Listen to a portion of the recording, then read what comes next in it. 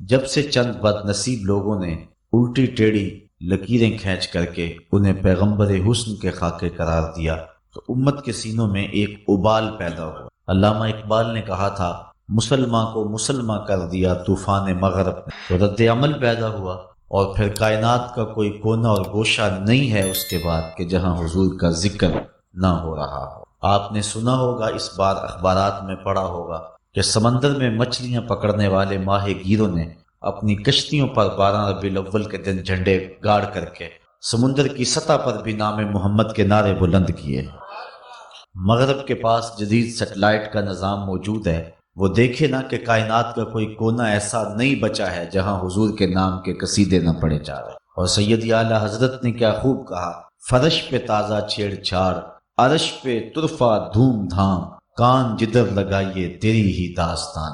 تو آج بھی ہم اسی مقصد کے لیے یہاں جمع ہوئے ہیں۔ کچھ لوگوں کو دین سمجھنے میں غلطی لگ گئی، وہ سمجھتے ہیں کہ شاید نماز، روزہ، حج، زکوٰۃ اور دیگر امور شرعیہ ہی دین ہے، اور اسی لیے وہ حضور علیہ السلام کے ذکر کی محافل کے انعقاد پر دلائل طلب کر۔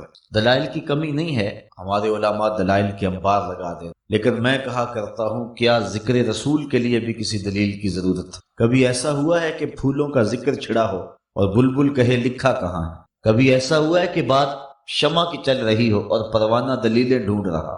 اور یہ بھی ممکن نہیں ہے کہ بات سرکار مدینہ کی ہو رہی ہو اور امتی کو کسی دلیل کی ضرورت۔ تو یہ دین سمجھنے میں ٹھوکر لگے۔ ایک ہلکا سا تجزیہ آپ کے سامنے رکھنا چاہتا ہوں، وقت مختصر ہے۔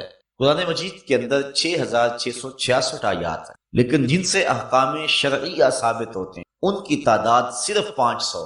باقی 6166 آیات دیگر موضوعات، مناقب پہ، فضائل پہ، زہد پہ، ترغیب پہ، ترہیب پہ، تذکرہ انبیاء پہ، اولیاء کے تذکرہ، بلکہ اس کتے کا بھی تذکرہ ہے جو اصحاب کہف کے پیچھے چلا تھا اور غار کے دھانے پہ بیٹھا ہوا ہے۔ نہ صرف اس کتے کا ذکر ہے، اس کے بیٹھنے کے سٹائل کو بھی بیان کیا۔ وَكَلْبُهُمْ بَاسِطٌ ذِرَاعَيْهِ بِالْوَسْطِ، اس چونٹی کا بھی تذکرہ ہے جو حضرت سلیمان کی راہیں تک رہی۔ تو قرآن مجید کے اندر صرف نماز، روزہ، حج اور زکوٰۃ کا ذکر ہی نہیں ہے، بلکہ اور دیگر کو بھی بیان کیا گیا ہے، اور یہ تو صرف 500 آیات ہیں جن سے احکام دینیہ ثابت ہوتے ہیں، اور باقی آیات دیگر موضوعات پر۔ اسی طرح احادیث کا ایک بہت بڑا ذخیرہ ہے جو ہمارے تک پہنچا۔ حضرت امام بدر الدین عینی نے عمدۃ القاری شرح صحیح بخاری میں لکھا کہ حضرت امام ابو بکر بن داسا کہتے ہیں کہ میں نے حضرت امام ابو داود سے سنا، وہ کہتے ہیں میں نے اللہ کے رسول صلی اللہ علیہ وسلم کی 5 لاکھ حدیثیں جمع کی۔ یہ امام بخاری نے یہ جو صحیح بخاری لکھی ہے، اس میں جو ہے وہ 7275 احادیث، لیکن 1 لاکھ صحیح احادیث آپ کو زبانی یاد تھی، اور ان سے آپ نے اس کا جو ہے وہ خلاصہ تیار کیا ہے۔ تو اس طرح امام ابو داؤد کو حضور علیہ السلام کی 5 لاکھ حدیث جمع کرنے کا موقع نصیب ہوا، اور ان سے انہوں نے خلاصہ تیار کیا، تو وہ رہ گئی 4000 حدیث۔ 5 لاکھ احادیث رسول کا مجموعہ 4000 حدیث، زہد، مناقب اور فضائل کی حدیثوں کو الگ کر کے جن سے مسائل شرعیہ کا استنباط و استخراج ہوتا تھا، ان حدیثوں کو الگ کیا تو ان کی تعداد بچی صرف 800۔ 800 احادیث ہیں جن سے مسائل شرعیہ کا استخراج اور استنباط، باقی ہزاروں احادیث دیگر موضوع۔ یہ بات اچھی طرح سے ہمیں ذہن میں بٹھا لینی چاہیے کہ نماز، روزہ، حج، زکوٰۃ ہی دین نہیں، یہ بھی دین ہے، اور اس کے علاوہ بھی دین کے بہت سارے شعبے، اور حضور علیہ السلام کے ذکر پر مشتمل گفتگو یہ صحابہ کی زندگی کا معمول رہا ہے، اور یہ ان کا مرغوب موضوع رہا ہے۔ آؤ دین کی باتیں کریں، اس سے صرف نماز، روزہ، حج ہی مراد نہیں ہے، دین کی باتوں میں حضور کا ذکر بھی آتا ہے، اور صحابہ کی مجالس جس طرح دین کی تفہیم، نماز، روزہ کی تدریس اور اس کے ابلاغ کے لیے منعقد ہوتی، الگ سے صحابہ کی مجالس کا انعقاد جو ہے وہ ہوتا تھا حضور کے خالص ذکر کے لیے، اور اس پر صحابہ میں سینکڑوں احادیث موجود ہیں۔ میں آپ کے سامنے صرف 3 احادیث رکھنا چاہوں گا، اور آپ کی توجہ مجھے ایک لمحے کی درکار ہے، چونکہ رات اس وقت میں داخل ہو چکی ہے کہ آپ پوری توجہ کریں گے، نہیں تو نیند آپ کو دبوچ لے گی۔ تو ایک روایت ہے جس کو امام مسلم نے روایت کیا ہے، امام نسائی نے روایت کیا ہے، امام ترمذی نے روایت کیا۔ حدیث صحیح ہے، حضور نبی رحمت صلی اللہ علیہ وآلہ وسلم تشریف لائے تو صحابہ بیٹھے ہوئے، اور بیٹھ کر کے کسی مضمون پہ ان کی گفتگو تھی، اور کسی عنوان سے وہ آپس میں مصروف تھے۔ تو آقا کریم نے آ کر کے پوچھا کہ ما اجلسکم، میں یہ لفظ پڑھ رہا ہوں، یہ سنن نسائی کی، ویسے مسلم میں بھی روایت ہے، ترمذی میں بھی روایت ہے۔ آقا کریم نے کہا ما اجلسکم، تمہیں کس شے نے یہاں بٹھایا ہو؟ آپ سے بھی کوئی پوچھ سکتا ہے نا، رات کا پچھلا پہر ہو رہا ہے، آپ لوگ سارا دن مصروف رہے ہیں، کوئی بندہ بھی آج کل فارغ نہیں ہے، تو آج یہاں اتنی دیر تک آپ کیوں بیٹھے ہو؟ تو کوئی سوال کر سکتا ہے، تو آپ اس کا کوئی جواب تو دیں گے اسے۔ تو حضور علیہ السلام نے صحابہ کو کہا ما اجلسکم، تم کیوں بیٹھے ہو؟ تمہارے جلسے کا مقصد کیا؟ مقصد جلوس کیا ہے؟ تو صحابہ نے جو جواب دیا وہ جواب سنی۔ انہوں نے کہا جلسنا نذکر اللہ، جلسنا ندعو اللہ وَنَحْمَدُهُ عَلَى مَا هَدَانَا لِدِينِهِ وَمَنَّ عَلَيْنَا بِكَ۔ آج کے جلسے کا مقصد یہ ہے کہ اللہ نے آپ کی صورت میں ہمارے اوپر جو کرم کیا ہے اس پر اللہ کا شکریہ ادا کرنے کے لیے بیٹھے ہوئے ہیں۔ اب مجھے بتاؤ میلاد اور کیا ہے؟ یہ سیدھی یہ لفظ مسلم میں نے پڑھے ہیں، ترمذی جو ہے وہ نسائی کے، اب مسلم کے لفظ تھوڑے سے مختلف ہے۔ اس میں حضور نے کہا ما اجلسکم، تو یہاں ہے ندعو اللہ و نحمدہ، وہاں یہ ہے نذکر اللہ و نحمدہ علی ما ہدانا للاسلام، یہاں لدین ہی ہے، یہاں للاسلام ہے۔ یہ تھوڑے سے لفظوں کے ساتھ فرق ہے، حدیث ایک ہی ہے، مفہوم ایک ہی ہے۔ تو کہا صحابہ یہاں تمہیں کس نے بٹھایا ہوا ہے؟ کیوں بیٹھے ہوئے ہو؟ عرض کی جلسنا ندعو اللہ و نحمدہ، ہم اللہ کی تعریف کر رہے ہیں اور اللہ کو پکار رہے ہیں اور اس کا شکریہ ادا کر رہے ہیں۔ کس بات پہ؟ علی ما ہدانا لدین، کہ اس نے ہمیں دین کی ہدایت دی، ومن علینا بک، اور آپ کی صورت میں ہمارے اوپر احسان کیا کہ آپ عطا کر۔ یہاں حضرت حسان بن ثابت کی بولی دیکھی، وہ کہتے ہیں منا علینا ربنا ام بعث فینا محمد صلی اللہ علیہ وسلم، ہمارے رب نے ہمارے اوپر یہ احسان کیا ہے کہ حضور عطا کر۔ اگر اسی کو اردو میں ڈھالیں تو لفظوں کی ترتیب یوں ہوگی کہ فضل رب الاولا اور کیا چاہیے، مل گئے مصطفیٰ اور کیا چاہیے، منا علینا ربنا ام بعث فینا محمد، یہ حضرت حسان بن ثابت کے لفظ رضی اللہ تعالیٰ عنہ۔ تو صحابہ نے کہا کہ آج ہم بیٹھے اس لیے ہیں کہ آپ کی صورت میں ہمارے اوپر جو کرم ہوا ہے اس پر اللہ کا ذکر۔ جب صحابہ نے یہ جواب دیا، توجہ چاہوں گا، تو حضور نے ارشاد فرمایا صحابہ کیا تم اس بات پہ قسم اٹھاتے ہو کہ تم اسی لیے بیٹھے ہوئے ہو؟ صحابہ تم اس بات پہ قسم اٹھا سکتے ہو کہ اسی لیے بیٹھے ہوئے ہو؟ صحابہ نے عرض کی اللہ کی قسم ہم اسی لیے بیٹھے ہوئے ہیں، اللہ کی قسم ہم اسی لیے بیٹھے ہوئے ہیں۔ پھر فرمایا میں نے تم سے جو قسم لی ہے کسی تہمت کی وجہ سے نہیں لی، تمہارے قول کی صداقت میں مجھے کوئی شک نہیں تھا، اس شک کو دور کرنے کے لیے تم سے قسم نہیں لی، بلکہ قسم لینے کا مقصد کچھ اور تھا، اور وہ کیا؟ اتانی جبریل فاخبرنی ان اللہ یباہی بکم الملائکہ، تم تو باہر بیٹھے تھے، اندر میرے پاس جبریل آئے، انہوں نے مجھے آ کر کے کہا محبوب ذرا باہر نکل کے تو دیکھو کیا ہو رہا ہے، ان اللہ یباہی بکم الملائکہ، اے صحابہ تمہارے اس عمل پر اللہ فرشتوں میں فخر فرما رہا ہے۔ وہ کون سا عمل تھا جس پہ اللہ فخر فرما رہا ہے؟ یا رسول اللہ جلس نذکر اللہ ونحمدہ علی ما ہدانا للاسلام، آج ہم اس لیے بیٹھے ہیں کہ اللہ نے ہمیں ہدایت اسلام دی ہے، اس پر اللہ کا جو ہے وہ شکر ادا کر رہے ہیں اور اس کا ذکر کر رہے ہیں، ومن علینا بکا، اور آپ کی صورت میں ہمارے اوپر جو کرم ہوا ہے اس پر اللہ کا شکر ادا کر رہے ہیں۔ فرمایا صحابہ قسم دو، صحابہ نے قسم دی، کہا کسی تہمت کی وجہ سے قسم نہیں لی بلکہ ماجرا کچھ اور تھا۔ بعض کا قسم واقعے کی اہمیت کو اجاگر کرنے کے لیے لی جاتی ہے، اس لیے اس بات کو اجاگر کرنے کے لیے قسم لی، کہا قسم اس لیے لی کہ تم متنبہ ہو جاؤ، اور میرے پاس جبریل آئے تھے، انہوں نے مجھے آ کر کے بتایا محبوب تمہارے صحابہ یہ جو کام کر رہے ہیں، ان اللہ یباہی بکم الملائکہ، تو صحابہ کے اس عمل پر اللہ فرشتوں میں فخر فرما رہا ہے۔ تو یہ وہ عمل ہے جس پر اللہ تعالیٰ فخر فرماتا ہے، اور یہ حضور کی صورت میں یہ بات کہی جاتی ہے جی حضور آ گئے، کرم ہو گیا، اب بار بار اس کے تذکرے سے کیا فائدہ؟ ٹھیک ہے نماز پڑھو، روزے رکھو، دین پہ عمل کرو، ساری رات نعت خوانی کرتے رہنا اور ساری رات اسی بات کا تذکرہ کرنا کہ حضور آ گئے، حضور آ گئے، ٹھیک ہے جی آ گئے، اس پر کیا تبصرے کی ضرورت ہے؟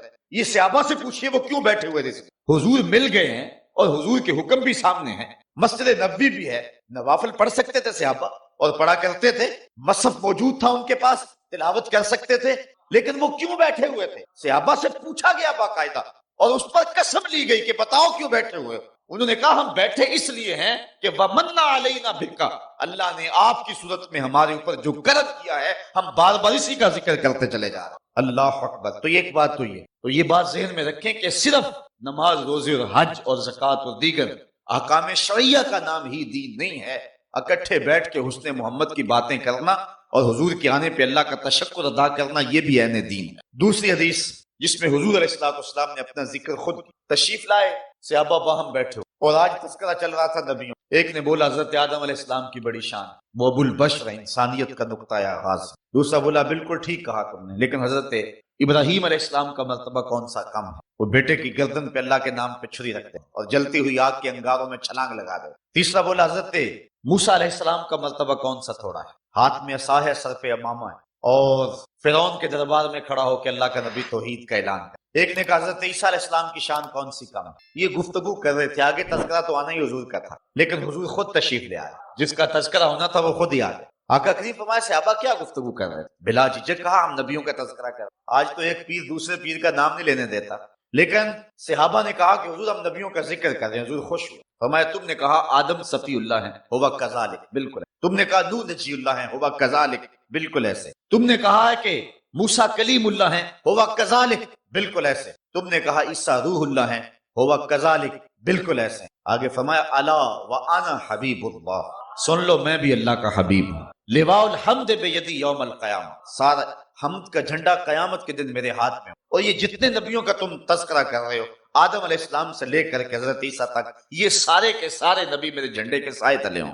ولا فخر، اور اس پہ میں فخر نہیں کرتا۔ یہاں ملا علی قاری نے مرقات میں بڑی خوب بات لکھی، وہ کہتے ہیں بات فخر والی ہے، کرتے کیوں؟ ابو البشر انسانیت کا نقطۂ آغاز جھنڈے کے سائے تلے کھڑا ہو، بات فخر والی ہے کہ نہیں؟ وہ ایک زمانہ تھا کہ کسی شخص کی والدہ فوت ہو گئی تو ان کا شوق تھا کہ چیلم کی تقریب میں میری حاضری، 3-4 گھنٹے کا سفر تھا، میں نے معذرت چاہی تو اس نے کہا جی ہمارے اس مجمع میں بڑے سول اور فوجی حکمران آئیں گے، آپ کو پیغام دینے کا موقع نصیب مل جائے گا، اتنے لوگ بہانے سے اکٹھے ہوں گے۔ میں نے پھر بھی معذرت چاہی تو اس نے کہا جی ہمارے ہاں ایک ایٹمی سائنسدان آئیں گے، تو آپ تو پھر آئیں تو مجھے بھی شوق تھا انہیں دیکھنے کا، تو میں ان کے ہاں چلا گیا۔ جس کی والدہ فوت ہوئی اس کا تو سب کچھ اجڑ جاتا ہے، لیکن میں نے اس شخص کو دیکھا کہ اس کے پاؤں تلے زمین نہیں لگے، پاؤں زمین پہ نہیں لگ رہے تھے، اس خوشی میں کہ آج میرے گھر کے اندر ایسے ایسے مہمان ٹھہرے ہوئے۔ یار جس کے گھر کے اندر چند معزز اور معتبر مہمان ٹھہرے ہوں، خوشی سے اس کے پاؤں زمین پہ نہ لگیں، اور جس کے جھنڈے کے سائے تلے نبی کھڑے ہوں، پھر اس کی کیا کیفیت ہوگی؟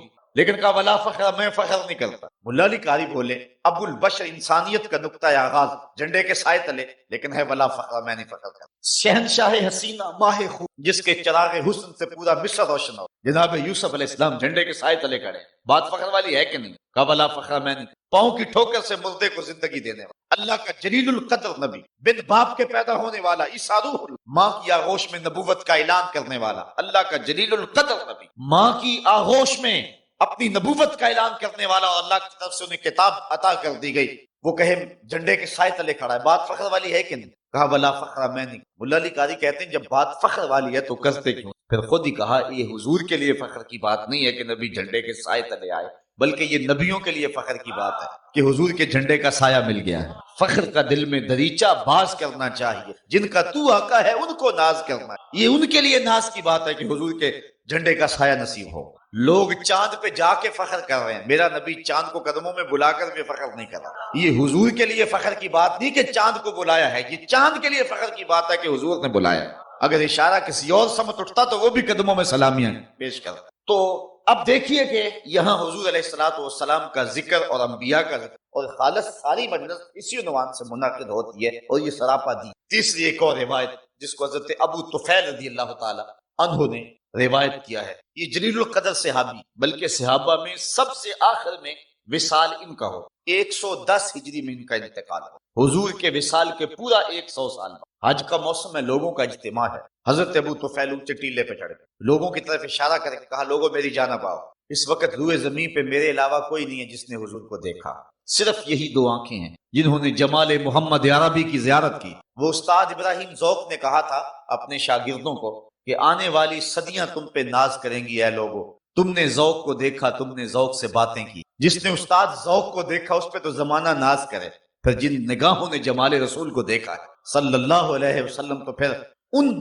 آنکھوں پر ناز کیوں نہ کی؟ حضرت ابو طفیل اونچی جگہ پہ کھڑے ہو کر کے کہتے ہیں لوگو آؤ، اس روئے زمین پہ اب میرے علاوہ کوئی نہیں ہے جس نے حضور کو دیکھا ہو، آؤ مجھے حضور علیہ السلام کے بارے میں پوچھ۔ یار میرے جیسا کج مج شخص اگر حضور کا ذکر کرنے کے لیے جمع ہو، حاضر ہو، تو کتنے لوگ جمع ہو جاتے ہیں حضور کا ذکر سننے کے لیے۔ یہ میرے لیے کوئی نہیں آیا، یہ ذکر رسول کے لیے آیا۔ تو یار جب صحابی جس نے آنکھوں سے جمال رسول دیکھا ہے، تو جب اس نے کہا کہ آؤ مجھ سے حضور کا تذکرہ سنو، اور پھر موجود جو ہے وہ سارے تابعین ہیں، تو پھر بتاؤ ان کی کیفیت کیا ہوگی، ذوق و شوق کا عالم کیا ہوگا اور محبتوں کا ہجوم کیا ہوگا۔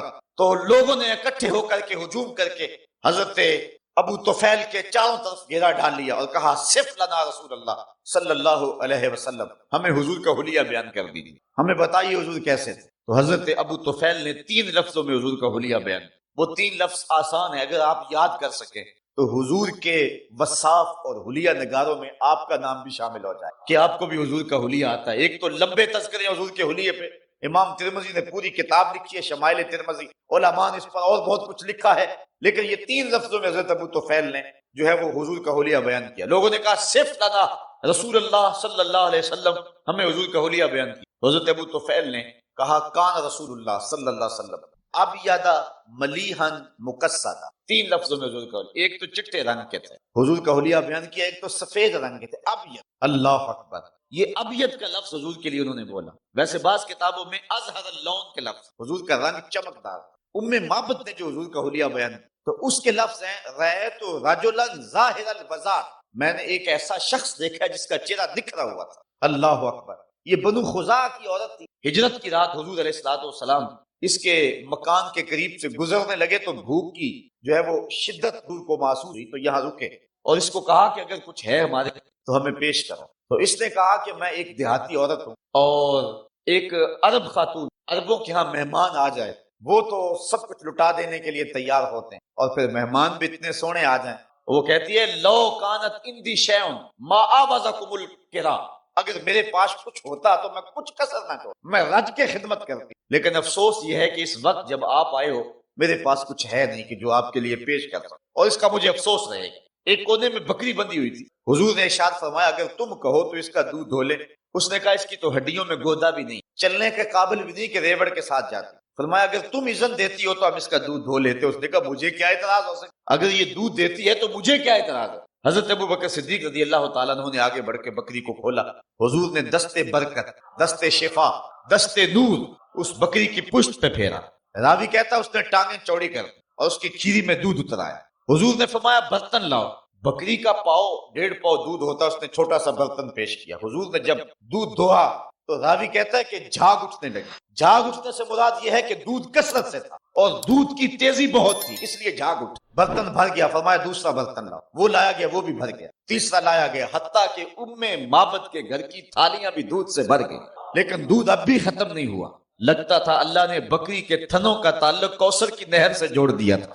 اب ہوا یہ کہ سب نے شراب ہو کر کے پیا اور آقا کریم علیہ الصلوۃ والسلام نے دعائے برکت دی اور حضور ام معبد کا شکریہ ادا کر کے چلے گئے۔ اس جلدی میں اور اس منظر کو دیکھ کر کے ام معبد کی جو حالت تھی خوشی کی اور مسرتوں کی تھی، اس کو یہ بھی یاد نہ رہا کہ پوچھ لوں کہ آپ کون ہیں اور کہاں سے آئے ہیں، کبھی پھر بھی آؤ گے میں مہمان نوازی کے لیے کچھ تیار کر کے رکھوں گی۔ ام معبد کو کچھ پوچھنا یاد نہ رہا۔ شام کو ابو معبد جب گھر آیا بکریوں کا ریوڑ لے کر کے تو اس نے کچی کلی پہ نور برستے دیکھا اور پوچھتا ہے آج کیا ماجرا ہے۔ ایک بار وہ جدھر سے گزرے ہیں نصیر، 1000 بار ادھر سے بہار گزری۔ کہا آج کیا ماجرا ہے، ہماری کچی کلی پہ یہ نور کیسا ہے؟ تو ام معبد نے حضور کا نام تو نہیں پوچھ سکی تھی، لیکن اپنے طور پہ اس نے حضور کا نام رکھا۔ اس نے کہا ہمارے گھر میں آج دوپہر کو مبارک آیا، اپنے طور پہ نام رکھا مبارک۔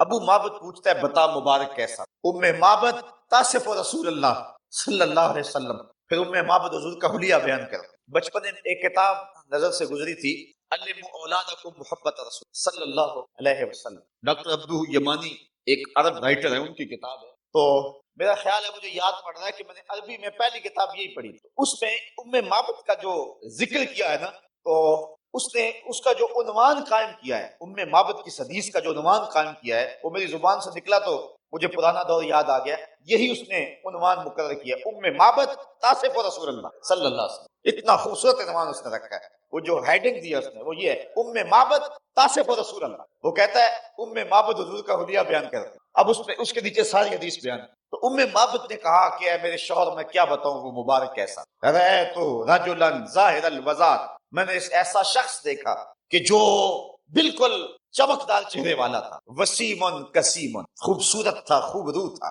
وفی عینہ تاج، اس کی آنکھوں میں جو ہے وہ سیاہی تھی۔ ایک ایک عضو کا تذکرہ کیا، لیکن اس کے 2 لفظ میں آپ کے سامنے رکھوں گا اور آج کی مجلس میں آنے کا مل پڑ جائے گا۔ 2 لفظ ہے لیکن حد کر دی۔ معبد نے کہا میرے شوہر میں کیا بیان کروں وہ کیسا. اس کا حلیہ 2 لفظوں میں. کہتی ہے معبد اپنے شوہر کو، کہتی ہے ابہ الناس احسنہ من بعید واجملہ من قریب.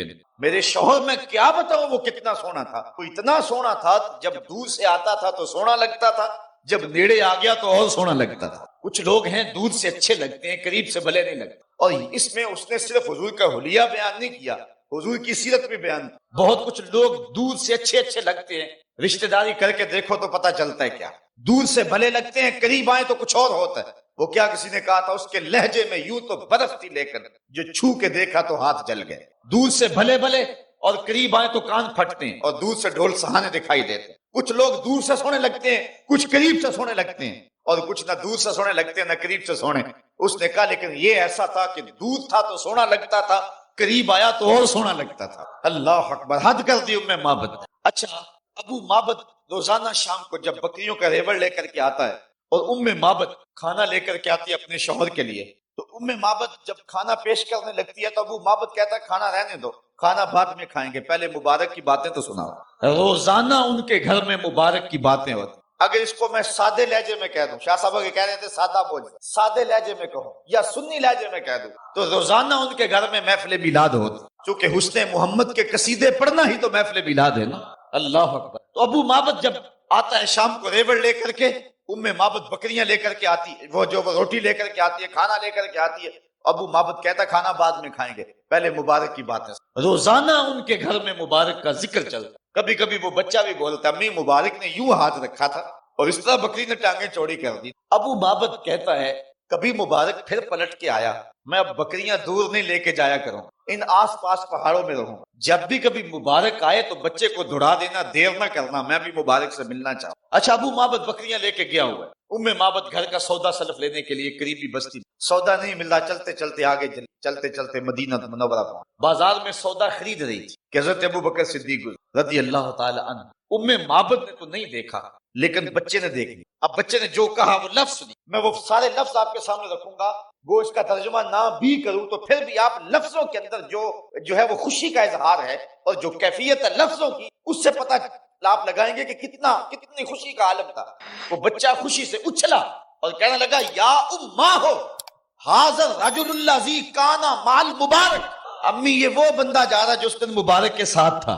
معبد نے سودا چھوڑا اور حضرت ابو بکر صدیق کے پیچھے، اور پوچھتے ہیں تم تو مل گئے ہو، مبارک کدھر ہے؟ حضرت ابو بکر صدیق حیران ہو گئے، یہ کس مبارک کا پتہ پوچھے، نام تو خود ہی رکھا ہوا تھا. تو کہا وہی جس نے بکری کی پشت پہ ہاتھ پھیرا تھا. آپ سمجھ گئے یہ تو وہ راستے والی خاتون. کہا آؤ تمہیں مبارک کے ڈیرے پہ لے جاؤ. حضور صحن مسجد نبوی میں تھے تو معبد اور اس کے بچے کو جناب سیدنا صدیق اکبر رضی اللہ تعالی عنہ لے گئے. جب حضور کو دیکھا تو معبد جو ہے وہ اس کا بچہ پکار اٹھا امی وہ دیکھو مبارک بیٹھا. حضور کی خدمت میں حاضر ہوئے، آقا نے دین اسلام پیش کیا، انہوں نے قبول کیا. واپس پلٹے شام کو ابو معبد جب بکریاں لے کر کے گھر آیا تو اس نے کچی کلی پہ پھر انوار دے، ان کی آنکھوں میں پھر چمک دے. پوچھتا ہے آج تم نے بلایا کیوں نہیں؟ مبارک پھر آیا تھا؟ انہوں نے کہا مبارک تو نہیں آیا لیکن ہم اسے مل لائیں، ہم اس کی زیارت کر رہے ہیں. کہا کون ہے اور کہاں رہتا ہے؟ کہا جسے دنیا محمد کہتی ہے وہی تو مبارک ہے. اللہ اکبر. سیرت نگار لکھتے ہیں یہ بکری عام و رمادہ تک حضرت معبد کے پاس موجود ہے. یہ حضرت عمر فاروق کے دور کے اندر قحط کا ایک سال آیا جبکہ سبزے خشک ہو گئے تھے اور کہیں سے نہ پانی ملتا تھا نہ سبزہ ملتا تھا، لیکن جس کو دودھ کی ضرورت ہوتی معبد کے ڈیرے سے مل جاتا تھا. عام الرمادہ تک راوی کہتا ہے ہمیں پتہ ہے کہ اس وقت تک تو بکری معبد کے پاس موجود، کیونکہ پورے علاقے سے کہیں سے دودھ ملے نہ ملے معبد کے ڈیرے سے اس بکری کا دودھ ضرور ملتا تھا. اس لیے اس دور تک بھی وہ بکری زندہ رہی اور برابر دودھ دی. بعد میں کتنی دیر تک زندہ رہی سیرت نگار اس پہ خاموش ہے. تو معبد نے جو حضور کا حلیہ یہاں بیان کیا تو وہ کہتی ہیں رأیت رجلا ظاہر البضاء، میں نے ایک ایسا شخص دیکھا جس کا چہرہ چمک رہا ہے. حضرت ابو طفیل نے کہا کان رسول اللہ صلی اللہ علیہ وسلم ابیض، حضور چٹے رنگ کے. ویسے حضور کے دادا محترم نے حضور کا عرفی نام بھی یہی رکھا ہوا، دادے پوتوں کا نام رکھ لیتے ہیں تو حضور کا عرفی نام حضرت عبد المطلب نے یہی رکھا تھا. جب لاڈ سے پکارتے کہتے یا ابیض، اے گورے رنگ والے.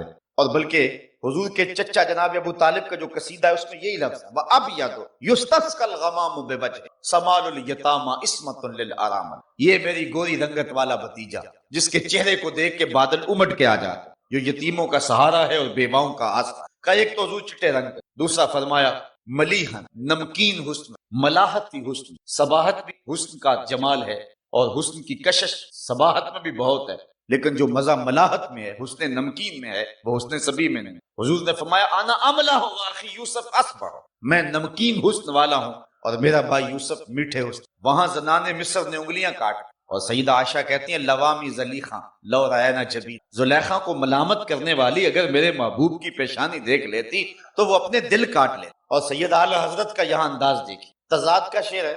شاہ صاحب سے موجودگی سے میں فائدہ حاصل کروں، میں نے ولی دکنی سے لے کر کے غالب اقبال تک تقریباً تمام شعرائے جو ہے وہ ادب کو اردو کو پڑھا ہوا ہے۔ کسی زمانے میں ایک شوق ہوا جب کہ ہم جو ہے وہ فاضل اردو کرنے لگے تو ایسا شوق چڑھا کہ سارے جتنے بھی شعراء تھے ان کو پڑھ ڈالا۔ تو میں نے یہ کئی ایسی مجالس میں دعویٰ کیا ہے جہاں شعراء بھی موجود کہ ولی دکنی سے لے کر کے اقبال غالب تک تضاد کا کوئی شعر اعلی حضرت کے شعر کا جوڑ نہیں۔ تضاد یہ ہے کہ شاعر ایک مصرے میں ایک بات کہے، دوسرے مصرے میں اس کا تضاد لائے۔ کسی شعر میں ایک تضاد ہوتا ہے، کسی میں دو، کسی میں تین، کسی میں چار، اور یہاں دیکھیں 6 تضاد ہیں۔ حسن یوسف پہ کٹی مصر میں انگشت زنا، اب تضاد دیکھیں، سر کٹاتے ہیں تیرے نام پہ مردان عرب، ادھر عورتیں ہیں ادھر مرد ہیں، وہ عورتیں بھی مصر کی، یہ مرد بھی عرب کی، اور انہوں نے دیکھ کر اور انہوں نے صرف سن کر، اور ان کی انگلیاں کٹی، ان کے سر کٹ، اور ان کی انگلیاں کٹی، کٹی ماضی کی کہانی،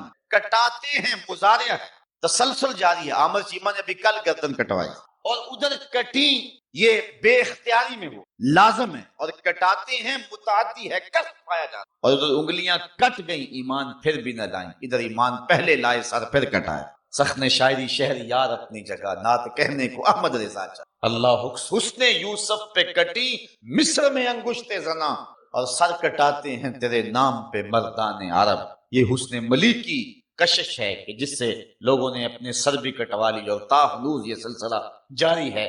تو کہا کان رسول اللہ صلی اللہ علیہ وسلم ابیض ملیحا، اور تیسری بات کہی مکسد، مکسد کا معنی متوازن، لیس بالطویل ولا بالقد، لمبا بھی نہیں تھا چھوٹا بھی، متوازن، سوال بطن والصدر، پیٹ اور سینہ برابر، نہ پیٹ بڑا نہ سینہ بڑا، یہ ہے توازن، ہر معاملے میں توازن، ہر معاملے میں توازن۔ لیکن یہ بات بھی ذہن میں رکھیں، حضور نہ قد کے لمبے نہ چھوٹے، درمیانی قد ہو، لمبے لمبے قد کے صحابہ بھی موجود، لیکن 10,000 کے مجمع میں حضور کھڑے ہوں، لمبے لمبے قد والے بھی لوگ موجود، حضور کے کندھے لوگوں کے سروں سے اونچے نظر آیا کرتے۔ یہ اللہ نے اپنے محبوب کو رفعت اور بلندی عطا۔ تو حضرت ابو طفیل رضی اللہ تعالیٰ عنہ نے کہا آؤ میں تمہیں کا حلیہ بیان کروں، تو 3 لفظوں میں حلیہ بیان کیا، کان رسول اللہ صلی اللہ علیہ وسلم ابیض ملیحا مقصد، حج کے موقع پہ حضور کا حسن بیان کر۔ تو حج کا موسم ہو یا عمرے کا موسم ہو، تو حج پہ جائیں یا عمرے پہ جائیں، اور موقع ملے تو محفل میلاد کر لیں، تو یہ حضرت ابو طفیل کی سنت قرار پائے۔ اور انہوں نے حج کے موقع پہ لوگوں کو بلا کر کے، حالانکہ حج کے موقع پہ مسائل حج بتانے چاہیے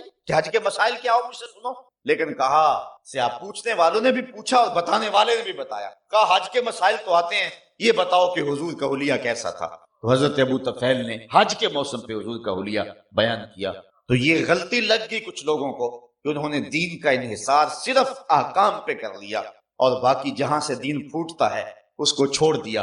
اقبال نے تو یہاں تک کہا بمصطفیٰ برساں خیشرا کہ دی ہما اوز، اگر باؤ نہ رسیدی تمام بولا بیز، کہتا ہے مجھ سے اگر دین پوچھنا چاہے دین کیا ہے تو اپنے آپ کو کھینچ کے حضور کے قدموں تک لے آ، سارا دین نام ہی سی، اور اگر حضور تک نہیں پہنچا ہے تو کلمہ پڑھ کے بھی تو ابو لہب کا ابو لہب ہے، چونکہ حضور کے قدموں تک پہنچنا ہی تو دین۔ اور اعلیٰ حضرت فرماتے ہیں بخدا خدا کا یہی ہے در، نہیں اور کوئی مفر مکر، جو وہاں ہو یہی آ کے، جو یہاں نہیں ہو وہاں۔ اللہ اکبر۔ یہاں قرآن مجید کا ایک اسلوب، بات لمبی ہو رہی ہے اور میں کہا تھا لمبی نہیں ہوگی لیکن ہو گئی، صرف اسی بات کو عرض کر کے اجازت۔ وَإِذَا سَأَلَكَ عِبَادِي أَنِّي فَإِنِّي قَرِيبٌ، توجہ اس پہ تھوڑی سی ہوگی تو بڑا لطف دیں گے یہ لفظ۔ کہا اے حبیب میرے بندے تیرے پاس آ کے جب میرا پوچھ، بندے میرے ہیں آتے تیرے پاس ہیں، پوچھتے پھر میرا ہے، بندے میرے ہیں آتے تیرے پاس ہیں، اور پتہ پھر میرا پوچھ۔ فَإِنِّي قَرِيبٌ، علماء کہتے ہیں فا تاکیبیہ کے بعد کل مقدر ہے، اے فَقُلْ إِنِّي، آنے والوں کو کہہ دیجیے میں دور نہیں ہوں، مل جاؤں گا قریب۔ میرے بندے مجھے ڈھونڈتے ڈھونڈتے محبوب جب تیرے تک آئیں اور تیرے سے آ کے میرا پوچھ، تو ان کو کہہ دیجیے، بتلا دیجیے، تسلی دے دیجیے، تمہاری طلب رائے گاہ نہیں جائے گی، میں مل جاؤں۔ یہ ہے کل کے مقدر ماننے سے اس کا ترجمہ اور اس کا مفہوم جو کہ علماء کا، لیکن حضرات صوفیہ کہتے ہیں کل کو مقدر ماننے کی ضرورت ہی کیا ہے؟ بات ہے اسی، حبیب میرے بندے مجھے ڈھونڈتے ڈھونڈتے جب تیرے تک آ گئے، فائنی قریب، میں پھر بھی کوئی دور ہوں، میرے بندے مجھے ڈھونڈتے ڈھونڈتے جب تیرے تک جو آ گئے، تو محبوب جو تیرے تک آ گئے وہ میرے تک آ گئے، تیرے تک پہنچنا ہی تو میرے تک پہنچنا ہے، بخدا خدا کا یہی ہے در، نہیں اور کوئی مفر مکر، جو وہاں ہو یہیں آ کے۔ یہ تو حیرت ہے کہ تیرے پاس آ کے پھر بھی میرا پوچھ رہے ہیں، محبوب تیرے پاس آگے تو گویا میرے پاس آگے، تیرے تک پہنچنا ہی میرے تک۔ اور اقبال کہتا ہے خضر بتلائے تو کیوں کر بتلائے، اگر ماہی پوچھے کہ دریا کہاں ہے، وہ چھلانگ لگا کے ہوتے کھا کے پھر سر نکال کے کہے مجھے دریا کا پتہ تو بتاؤ، میں دریا میں جانا ہے۔ کہا محبوب یہ کیا ہے کہ تیرے پاس آ کے پھر بھی میرا پوچھ رہے ہیں، محبوب جو تیرے تک آگے ہیں وہ میرے تک آگے ہیں۔ اور اقبال نے اسی پیرائے کو اپنے انداز میں کہا بمصطفیٰ برساں خیش را کی ہم آؤ، اگر باؤ نہ رسی تمام بولا بیز۔ اور شیخ مجدد کا یہاں انداز دیکھیے، من خدا را ازاں پرستم کہ او رب محمد ہے، من خدا را ازاں پرستم کہ او رب محمد ہے۔ کہا لوگو تم بھی خدا کو مانتے ہو اور میں بھی مانتا، تم شاید اس لیے مانتے ہو تمہیں آسمان سے دلیل ملی، تم اس لیے مانتے ہو کہ تم نے چاند ستاروں کو دیکھا تو اسے مان لیا، لیکن میں تو خدا کو محمد کو دیکھ کے مان رہا ہوں۔ بخدا خدا کا یہی ہے در، نہیں اور کو مفر مکر۔ اللہ اکبر۔ اعلی حضرت فرماتے ہیں فیض پہنچا ہے رضا احمد پاک، ورنہ ہم کیا جانتے خدا کون۔ تو حضور علیہ السلام کا تذکرہ نور اللہ ہماری مغفرت کا سامان بنائے،